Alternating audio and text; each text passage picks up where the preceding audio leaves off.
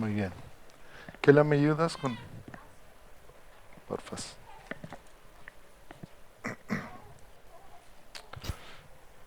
Señor, en el nombre de Jesús te damos gracias por este día. Gracias, Señor, por la palabra que tú traes, Señor, cada día, no solamente cada domingo, pero cada día, y que nos ayuda a caminar conforme a tu voluntad, Señor. Yo te pido que tú reveles esta palabra a nuestro espíritu y que podamos, Señor, responder como debemos de hacerlo, en el nombre de Jesús. Amén. Muy bien, hoy quiero compartirles acerca de cuidando los fundamentos.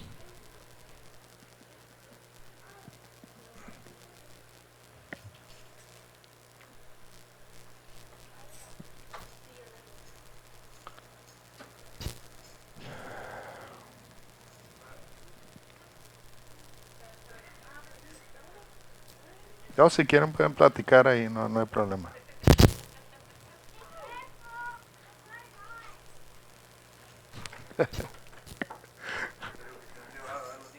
Sí, supuestamente.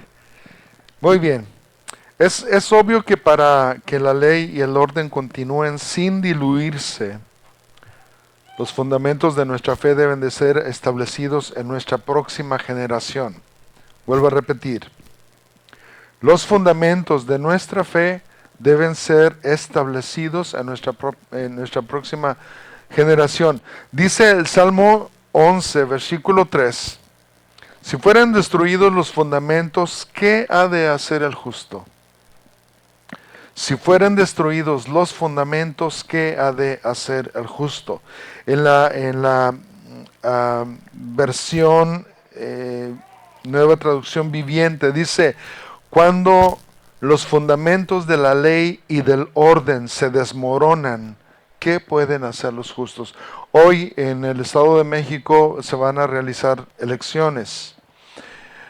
Y obviamente hay muchos partidos queriéndose comer el pastel solitos, ¿no?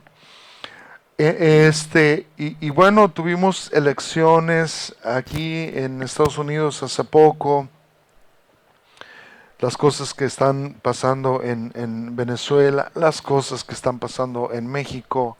Esto nos habla, hermanos, que los fundamentos ya no están firmes.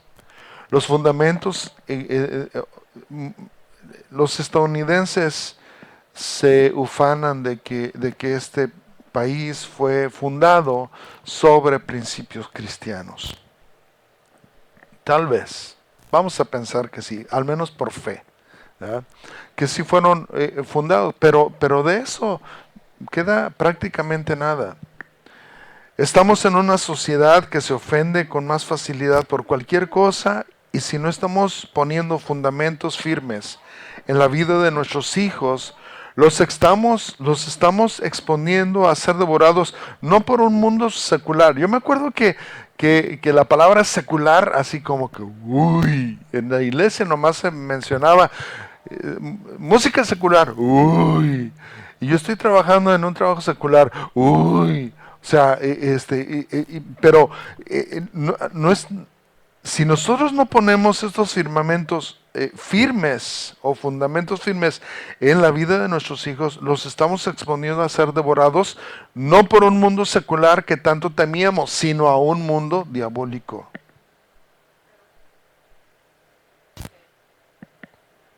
La modificación de los fundamentos puede llegar a ser mortal.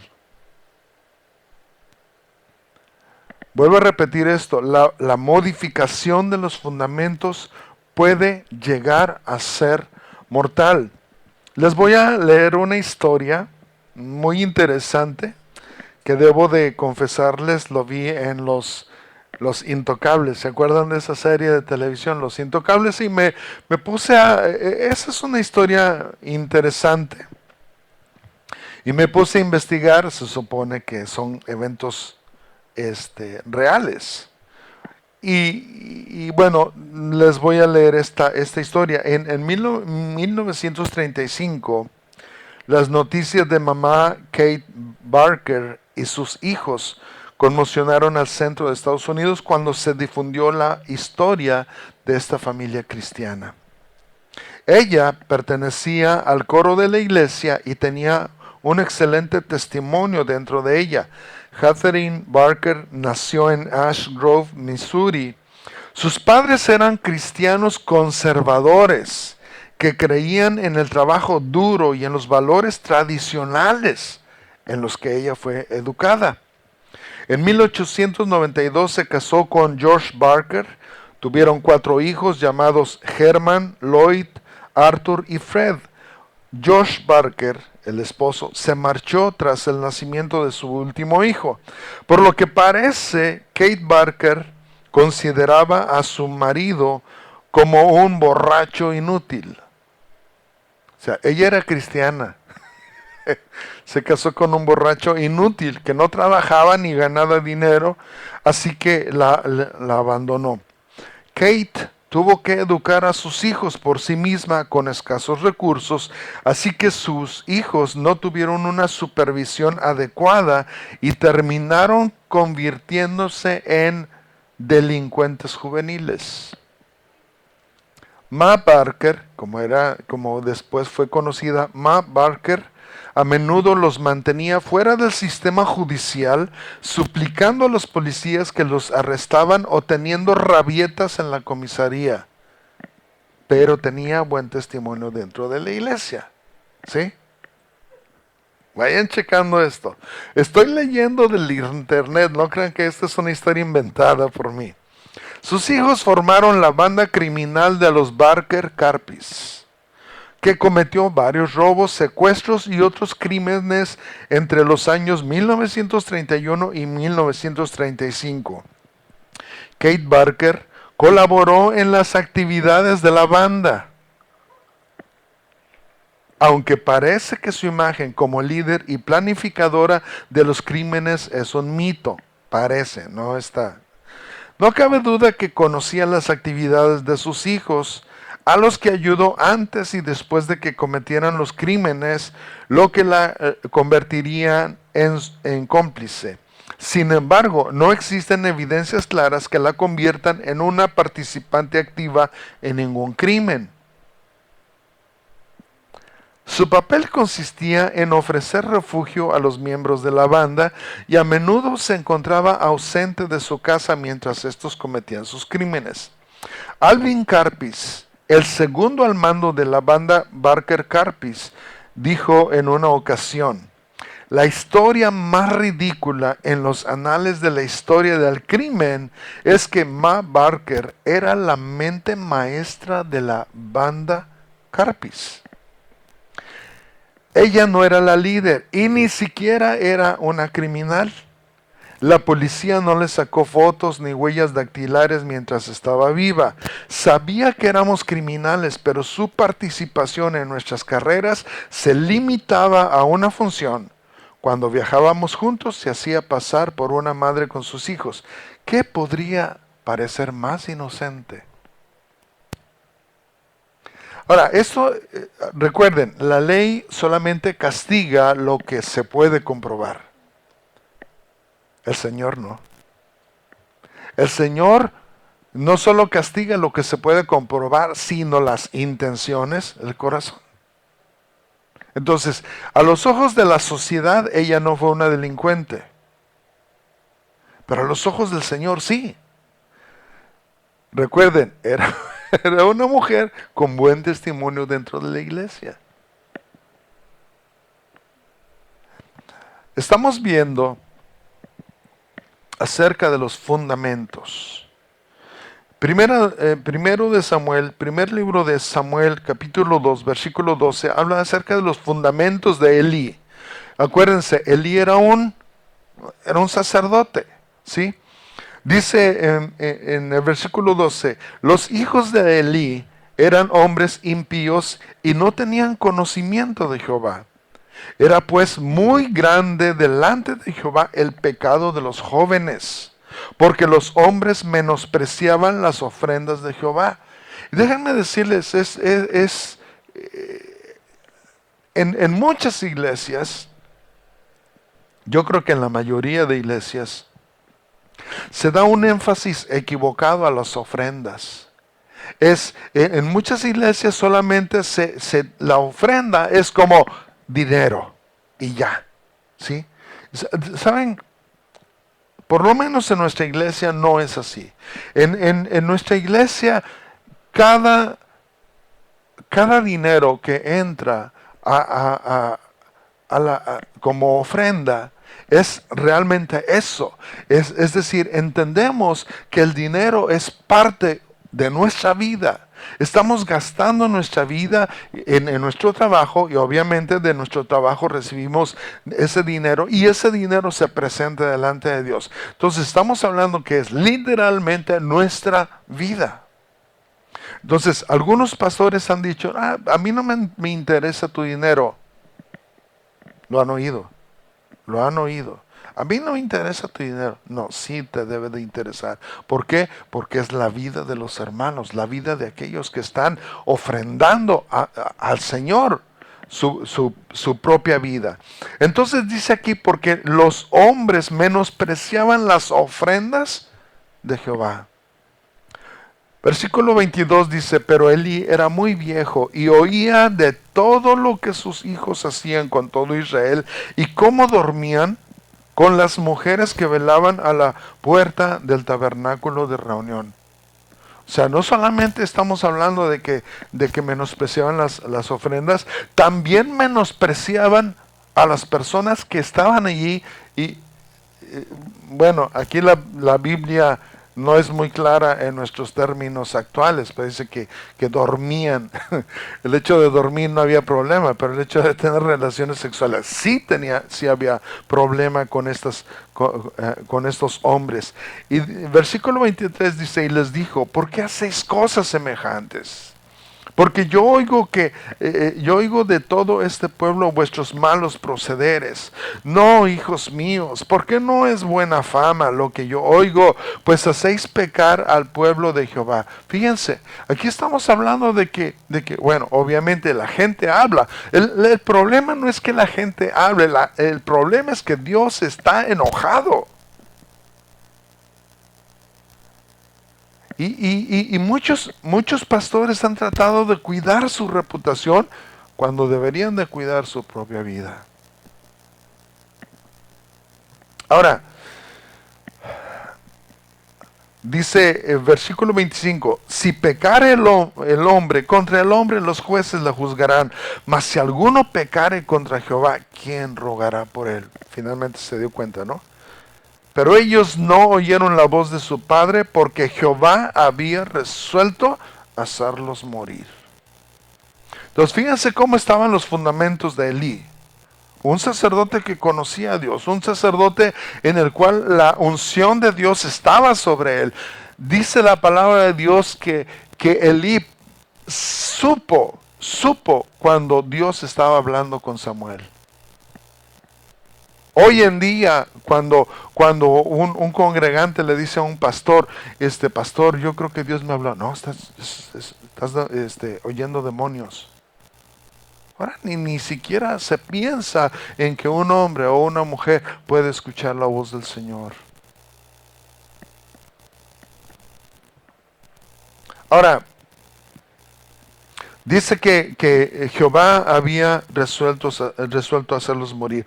¿Por qué? Porque los hijos, ¿por qué sucedió todo esto? Porque los hijos quisieron modificar la forma en que debían recibir la carne para los sacrificios antes de ser ofrecidos. ¿Se acuerdan? Dice que ellos exigían la carne cruda.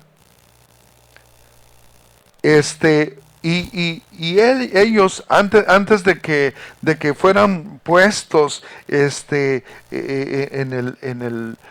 el lugar de los sacrificios, ellos los sacaban antes. A mí no me gusta así. A mí me gusta asada, o a mí me gusta cocida, o a mí me gusta, no sé, en un picadillo.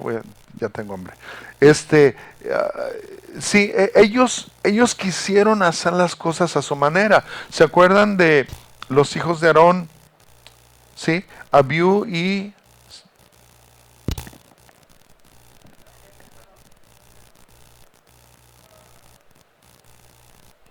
Nadab. Nadab y Abiú. Dice la palabra del Señor. ¿Cuál fue su pecado? ¿Se acuerdan? Ofrecer fuego extraño. Oye, ¿por qué es diferente un fuego de unos cerillos a traerlo del altar del Señor? O sea, no hay ninguna diferencia. Fuego es fuego.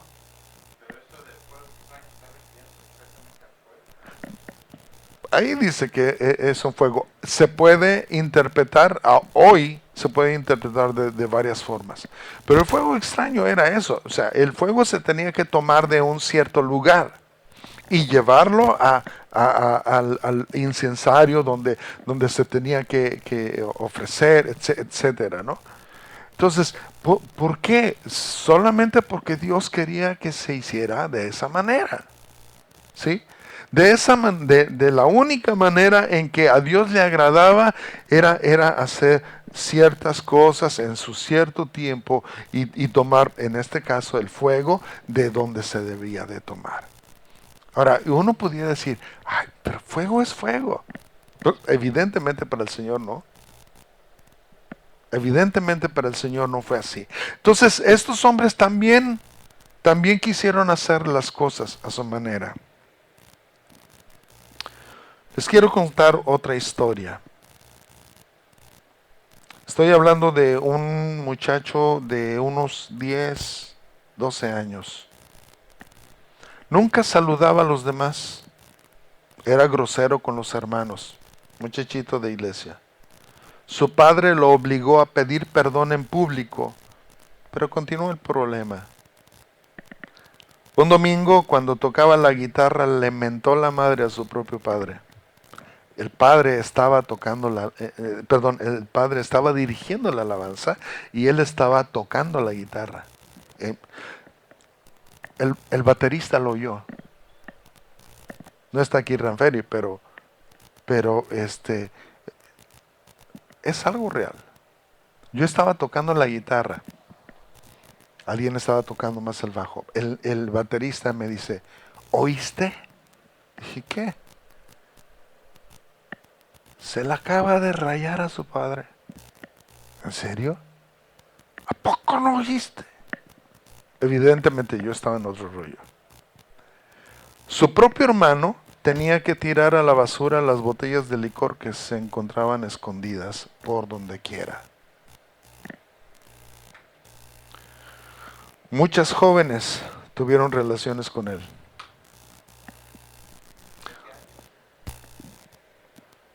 Su novia y él tuvieron que salir de México para que la iglesia no se diera cuenta que ella estaba embarazada. Y todo esto fue ocultado por su madre, la esposa del pastor.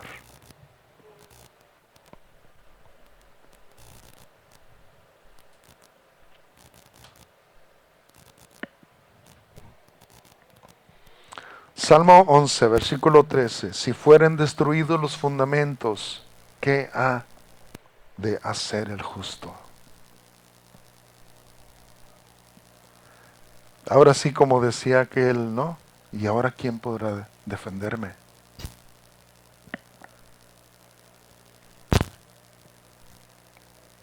Nosotros podemos ver la sentencia de Dios, cómo alcanzó a Elí y a sus familiares.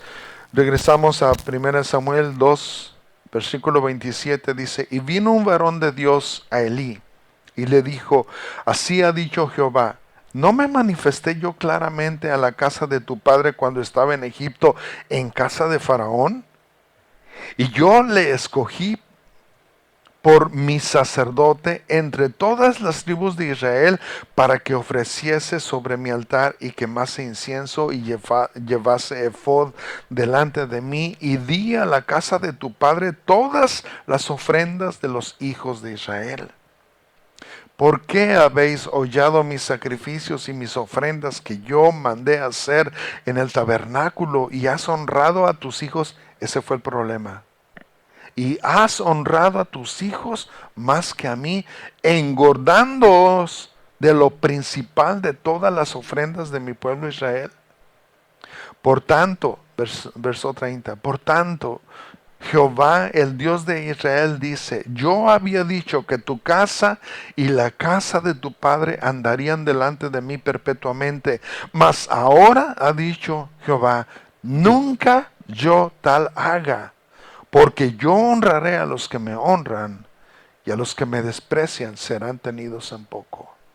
Wow. Dios había prometido algo y dijo, nunca más. Yo no, mire, yo muchas veces he escuchado cristianos decir, es que Dios respeta su palabra. Sí, Dios la respeta, pero también Dios puede cambiarla. ¿Por qué? Porque Él es Dios, porque la dijo y porque nadie puede decirle no. Así es, así es. Es un pacto, es un pacto. Dice, versículo 31, he aquí vienen días en que cortaré tu brazo y el brazo de la casa de tu padre, de modo que no haya anciano en tu casa. Verás tu casa humillada mientras Dios colma de bienes a Israel, y en ningún tiempo habrá anciano en tu casa. ¿Qué quiere decir esto? Que van a morir a una edad relativamente joven. Versículo 33 dice, el varón de los tuyos que yo no corte de mi altar será para consumir tus ojos y llenar tu alma de dolor. Es decir, estamos hablando de gente vil. Y todos los nacidos en tu casa morirán en la edad viril. Y te será por señal esto que acontecerá a tus dos hijos, Ofni y Finés, ambos morirán en un día. Y yo me suscitaré un sacerdote fiel que haga conforme a mi corazón y a mi alma, y yo le edificaré casa firme y andará delante de mi ungido todos los días. Y el que hubiere quedado de tu casa vendrá a postrarse delante de él por una moneda de plata y un bocado de pan, diciéndole, te ruego que me agregues alguno de los ministerios para que yo pueda comer un bocado de pan. Es decir, esa gente regresará a la iglesia a pedir un ministerio, a mendigarlo propiamente. El joven del que yo les hablaba, que era y es un músico excelente, estuvo tocando con Luis Mellado y Miguel Casina, pero nunca más estuvo en el ministerio. O sea, 2, 3 veces, yo lo vi, 2, 3 veces, así como en los músicos utilizamos la palabra un palomazo. Es decir, ayúdame por emergencia, pero nada más. Entonces yo siempre pensaba, o sea, qué chavo tan grueso. O sea, es un musicazo. Yo escucho músicos seculares y yo digo, no hombre, este cuate lo rebasa más. Ahora, lo peor es que ni en la farándula secular, ni en la farándula cristiana.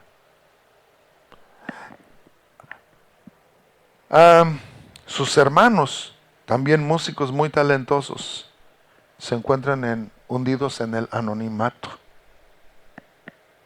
Están vivos, hay esperanza, pero deben de reconocer, arrepentirse y confesar su pecado. En ese lugar yo conocí muchos pastores. Y quién sabe cuántos pastores fueron expulsados por ocultar los pecados de este joven. Ahora, recuerden, yo era un congregante. Y yo veía pastor y pastor y pastor y pastor. De repente, ahí nos vemos. No, ni ahí nos vemos. Y jamás se nos dio una explicación así de que no, pues el hermano fulano se tuvo que ir. Porque nada, nada. Y estoy hablando de que yo vivía literalmente dentro, con ellos. Y yo nunca me di cuenta de por qué los pastores se iban. De lo que yo sí me di cuenta es que una vez que se pusieron hasta las chanclas, parte del grupo de alabanza, entre comillas, se pusieron borrachos. Y el pastor no estaba en la iglesia, había ido a un evento. Entonces yo escuché, yo fui testigo auditivo nada más, y que se habían puesto borrachos, etcétera. Nos llamaron a testificar. Acuérdense, yo nada más escuché. Yo fui parte del problema porque a mí me arrastraron y me dijeron, es que se pusieron borrachos. Para no hacérselos largo, 3 de nosotros que solamente habíamos escuchado, fuimos expulsados de la congregación.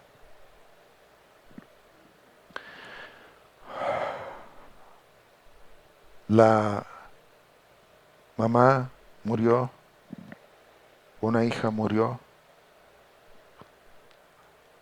El pastor hoy parece que está recuperándose, pero no puede hablar. La iglesia o el lugar de donde yo les estoy hablando está cerrado. Una iglesia donde estamos hablando de casi 1000 personas asistían con regularidad. Hoy es un edificio casi abandonado.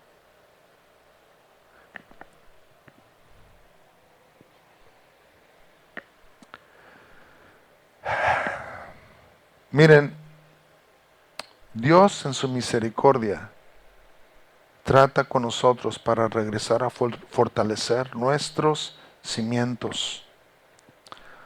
Salmo 11, versículo 5 dice, Jehová prueba al justo, pero al malo y al que ama la violencia, su alma los aborrece. Un hombre justo no busca modificar los fundamentos. Acuérdense, ¿qué es justo? Ni para allá ni para acá. Esa es la situación.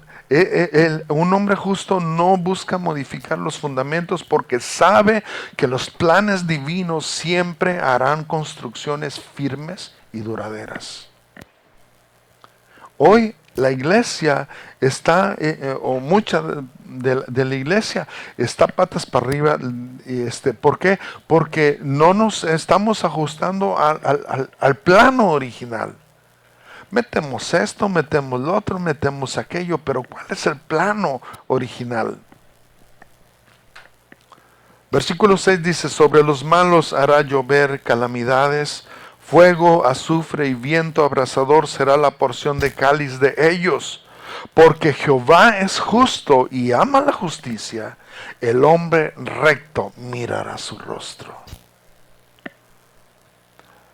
Y yo hermanos, creo que no debemos dejar que los demás rebajen nuestras normas de calidad. Hace muchos años, yo tenía 15 años, cuando empecé a trabajar, tuve que falsificar mi acta de nacimiento porque en México a partir de los 16 puedes empezar a trabajar. Entonces, para sacar la cédula cuarta, algunos no saben ni qué será, eso es como el seguro social de aquí. A los 16 años, para poder trabajar legalmente, tienes que tener tu cédula cuarta. Fui con mi cédula cuarta, la presenté. Nadie me la había pedido, así que tuve que hacerla y tuve que falsificarla. Entonces, oficialmente en aquel entonces yo era de 1959. Ya dije mi edad. Y yo trabajaba en una empresa que se llama La Inco, que eran laboratorios para la industria de la construcción. ¿Qué es lo que yo hacía? Parte de mi trabajo era probar la resistencia del concreto.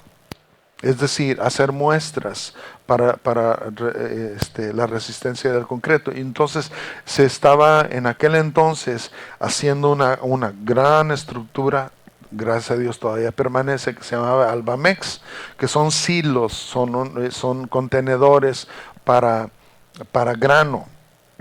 Entonces, las máquinas revolvedoras de concreto venían y yo me acuerdo una noche, especialmente en una noche, aunque fueron varios días, se hizo todo el cimiento de ese lugar y revolvedoras a morir. Es decir, yo tenía que calcular más o menos. Vinieron 2, 3 revolvedoras, entonces voy a hacer mis cilindros de prueba.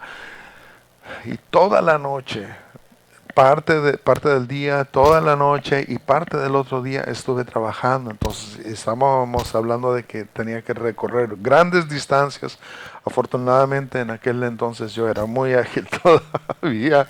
Y y miren, cuando venía una revolvedora con cemento bastante seco, yo le tenía que decir, no, tú no puedes depositar el concreto. Si venía con el cemento muy aguado, también podía decirle no. Tenía que tener, yo estaba controlando, ahora sí, el control de calidad del concreto, porque ese era mi trabajo. Entonces, yo tenía 15 años, 16 años. Y el asunto es que habían depositado en mí la facultad de decir sí o no. ¿Por qué? Porque un concreto que no cumple con las expectativas puede hacer cimientos quebradizos. Y estamos hablando esta era una construcción después de poner el cimiento, y estamos hablando con el cimiento, yo creo que fue como unos 3 o 4 metros de profundidad, o de grosor más bien, para de ahí empezar los silos.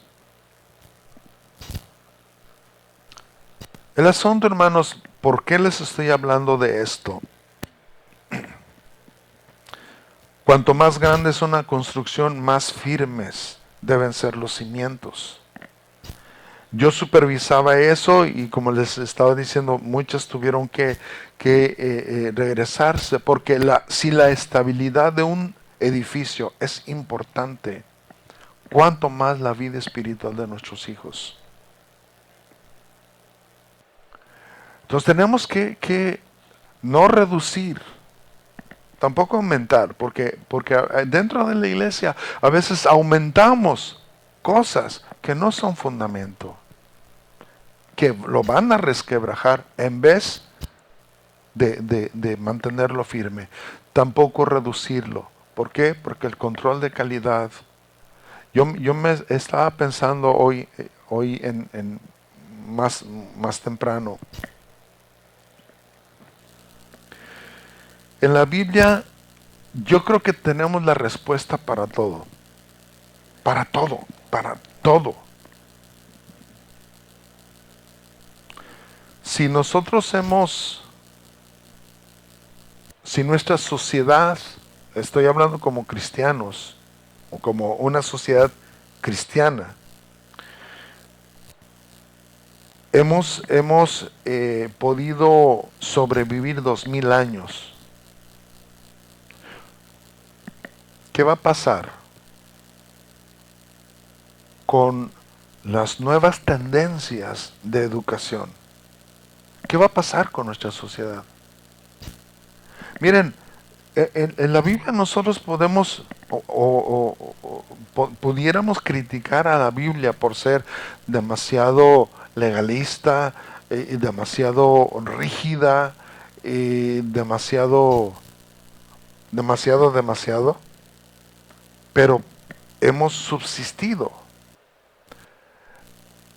Si nosotros empezamos a tener el pensamiento que muchos han empezado a tener, bueno, la Biblia dice esto, pero yo creo esto.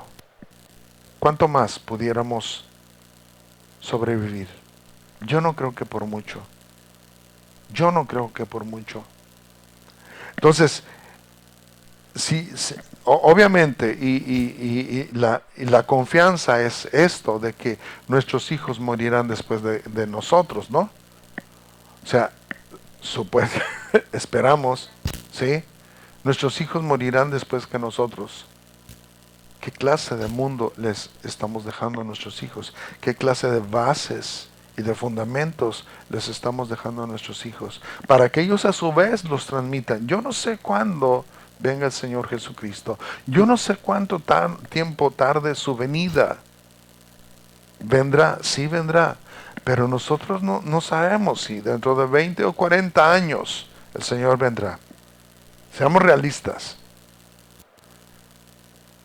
Entonces, ¿cuáles serán sus fundamentos? Ahora, recuerden, los fundamentos no solamente son para vivir mejor. Los fundamentos que hay en la Biblia, estamos hablando de que implican la eternidad de ellos. Yo no sé, imagínate, tú y yo estamos ya muertos. Nuestros hijos se quedaron. El asunto es que el día de su muerte, por no solamente es imagina, ¿sí? Yo no estoy diciendo que sea así, pero imagina que supiste que tu hijo o tu hija murió y los estás esperando a las puertas del cielo y no llegaron.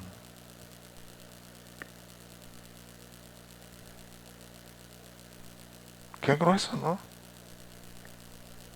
O mis nietos, murió. Ahora sí, vamos a ver a quien sea.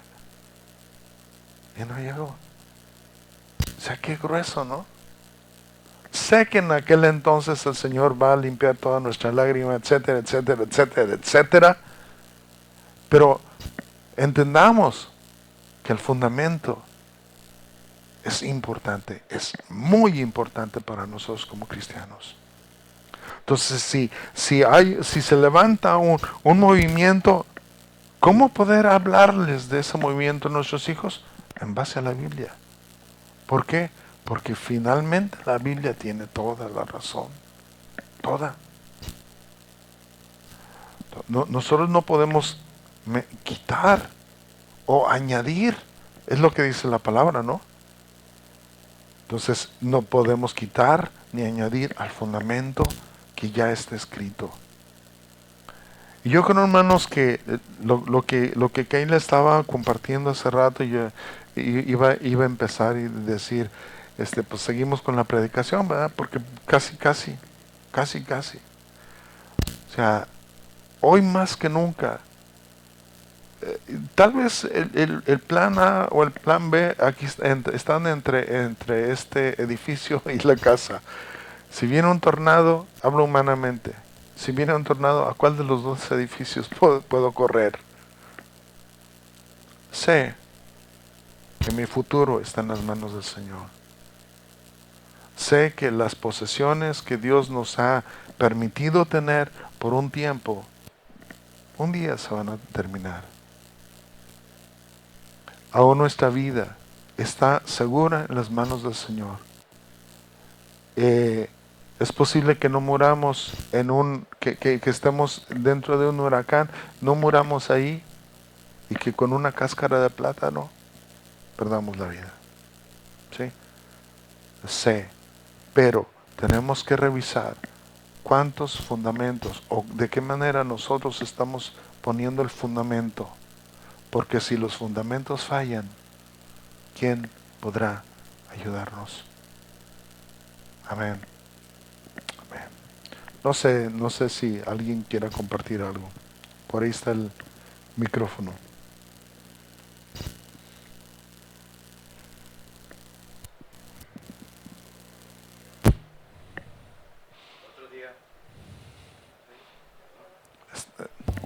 Estaba en mute.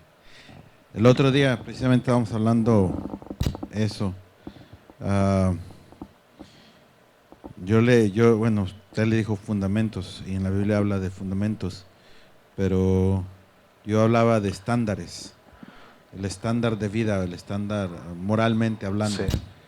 de que hoy en día yo puedo ver que las muchachas y los muchachos, el noviazgo y todo eso, ya anda la muchacha todo el día con él o ella o al revés, o sea, todo el día andan queriendo estar juntos y luego inclusive las mamás traen al novio con la novia todo el día en su casa, en el cuarto.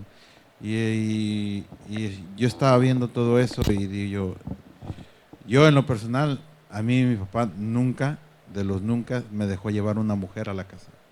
Y desde que yo me acuerdo, él me dijo, yo no quiero ver mujeres aquí en la casa. Y nunca la llevé, nunca llevé mujeres a la casa, o sea, al menos que no estuviera él. Ujú. Y inclusive una vez fueron a visitarme y la muchacha ya iba, era una chicanilla, y la muchacha iba para mi cuarto, porque pues, es lo que se acostumbra aquí, supongo yo, no sé. Ujú. Y mi papá la detuvo. Le dije, "Ey, ¿a dónde vas? ¿Está dormido?" Cuando se despierta le digo, ¿qué te hablé? Y, para afuera. Y, y hoy en día es todo lo contrario. O sea, hoy en día puedo ver que los muchachos, las muchachas, una y otra cosa. Y, y la mera verdad, yo he hablado con Jesús porque él ya lo empezó a ver. Y he hablado con él, que es el mayor. Y yo le he dicho a él, ah, tú tienes que tener cuidado con lo que haces, porque por fortuna o por desgracia eres el mayor y tienes más hermanos y te están observando, Leo. Están viendo lo que estás haciendo. Leo, te lo digo porque a mí me lo dijeron. Mi mamá fue una de las personas que me dijo que yo iba a ser ejemplo para muchos, porque tengo muchos sobrinos. Y a mí se me quedó siempre eso grabado, de que cómo puede uno decirle a alguien no lo hagas si uno ya lo hizo. Sí. O sea, no hay modo. O sea, porque lo primero que te van a decir, bueno, si tú lo haces, porque yo no puedo hacerlo. Ujú. Y, y yo estaba hablando con Jesús de eso y le digo, yo la mera verdad, para mí eso es inaceptable. Dudo mucho, es más, te puedo asegurar que yo dudo mucho que yo llegue a traer a tu novia conmigo. O que vaya y se quede en la casa, le digo. Y espero ni siquiera saber yo que tú estás en la casa de tu novia, porque no tienes nada que hacer ahí. Ujú. Nada absolutamente. Digo, por mucho que tu novia te diga que no hay problema, los papás no tienes nada que hacer ahí. Si quieres salir con ella, está bien, sal con ella, váyanse al cine. Después del cine, cada quien a su casa. Y es como dice usted, llega un momento en que los estándares de vida, Dios cuando yo empecé a leer la Biblia, yo pude entender eso, de que, y yo creo que mucha gente, muchos cristianos quizás lo han podido ver, espero en Dios, que Dios ha puesto las cosas de una manera para que funcionen, para que estén trabajando así como relojito. Ujú. Y cuando venimos y queremos empezar a mover ese reloj, quererle poner más cuerda o quererle hacer cosas más diferentes o hacerlo, no sé, digital o etcétera, etcétera, estamos alterando algo, cual ya no va a funcionar igual, Así cual es. hay que estarle metiéndoles más cosas para sostenerlo. Y eso nos va perdiendo, nos va perdiendo. Ujú. Es igual yo pienso que es igual en la vida, o sea, hay que ser firmes, como padres hay que ser firmes con nuestros hijos. A veces es difícil porque queremos que nuestros hijos sean felices, Ujú. pero ¿hasta dónde vamos a llegar para que nuestros hijos sean felices? Como Elí. Ah, yo cuando leí esa escritura que dice ahí que hizo las cosas que agradaban más a ellos que a Dios, yo me quedé así, wow, pues el simple hecho de no haberles dicho nada desde un principio, de no haberlos enseñado, porque ahí dice que no conocían la palabra de Dios, no conocían a Dios. Yo me quedé, entonces, nunca se sentó con ellos a hablarles de la Biblia o a hablarles de la ley.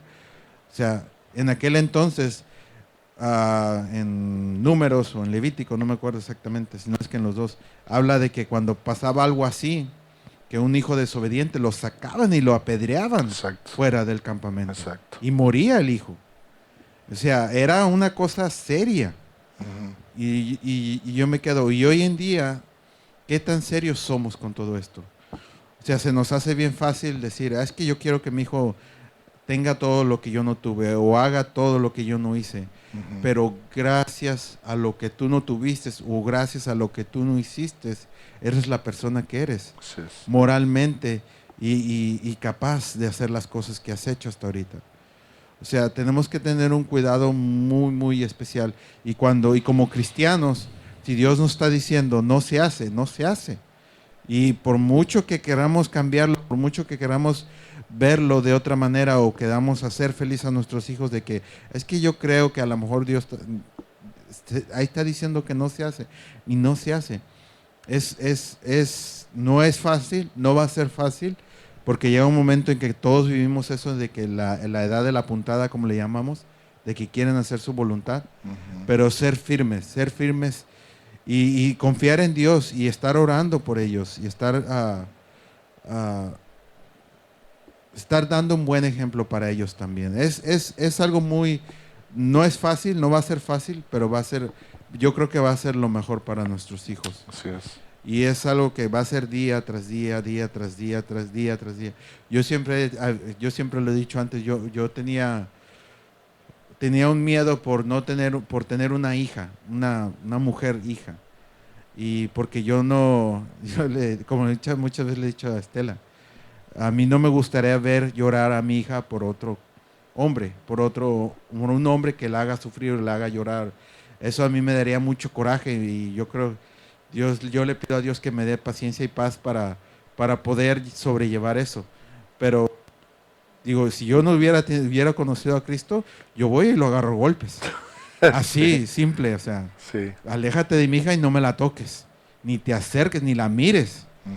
Pero Dios nos llena con eso y yo sé que esa actitud tampoco va a ayudar a mi hija, pero es eso lo que Dios nos está dando, Dios nos está enseñando, Dios nos está llenando de cosas tan especiales que nosotros mismos sabemos y conocemos, pero Dios nos está llenando y como papás tenemos que tener mucho cuidado y como cristianos aún mucho más, porque sí, Dios es primero, pero también todos no podemos olvidar a nuestra familia.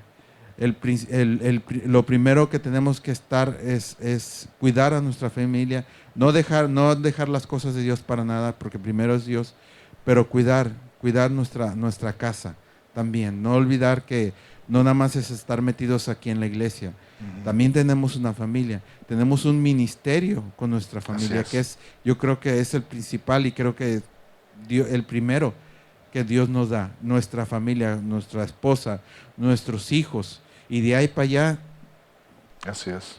y como yo siempre lo he visto y lo he dicho, primero Dios, y después que sigas a Dios y haces lo que Dios te está diciendo que hagas y lo correcto, todo lo demás cae por sí solo. Así es. Todo lo demás cae por sí solo. Dios te da el entendimiento para hacerlo. Amén. Amén. Ah, bíblicamente no existe el noviazgo. Bíblicamente. O sea, yo sé que culturalmente México, de hecho, yo no sé si culturalmente existía en México el noviazgo. No creo. No estoy diciendo que por imposición se debe de casar la mujer, ¿no? Y el hombre, pero bíblicamente no. Ahora, y bueno, ya estamos inmersos entre los llamados noviazgos, pero antes algunos noviazgos de hoy se les decían amantes, queridas o queridos. Antes se les llamaba así, hoy se les llama novios. Vivo con mi novio. No, vives con tu amante, no estás casado, no estás casada, vives con tu amante. O sea, es gruesísimo eso. ¿Cómo podemos hablar de nuestros hijos? No hagas esto, no hagas lo otro, no te involucres sexualmente. ¿Por qué? Yo recuerdo hace un tiempo, uno de mis amigos, yo estaba platicando de que yo me casé virgen. Entonces, estoy hablando con amigos cristianos. Y él voltea y me dice, ¿cómo le hiciste? Espérate, o sea, tú y yo crecimos en la misma iglesia. ¿Cómo le hiciste? Dije, por la gracia de Dios. Porque yo debo de entender. Y después me puse a pensar eso. Es cierto, yo me casé virgen, pero no me casé puro. Grande diferencia. Entonces el asunto, hermanos, es cuanto más mantengamos, si depende de nosotros, cuanto más dependamos, podamos, ayudemos a nuestros hijos a mantenerse puros para el Señor, a mantenerse puros. El mundo se encarga de enseñarnos lo demás, pero que en la pureza nosotros podamos hablar con nuestros hijos, cuidarlos. Hermanos, ni sabemos quiénes vendrán a la misma iglesia. Y lo que yo les compartía sucedió dentro de la iglesia. Tenemos mucho cuidado, mucho cuidado. Establezcamos y fortalezcamos esos estándares, que Dios nos está inculcando a hacer. Ya están los fundamentos, ya están los fundamentos. Cuidémoslos.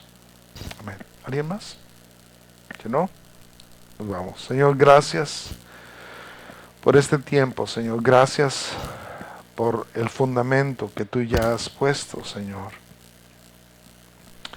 Ayúdanos, Dios, a mantenerlo de esa forma. Y que tu gloria, Señor, sea vista a través de nosotros en todo lo que hacemos, Señor. En el nombre de Jesús.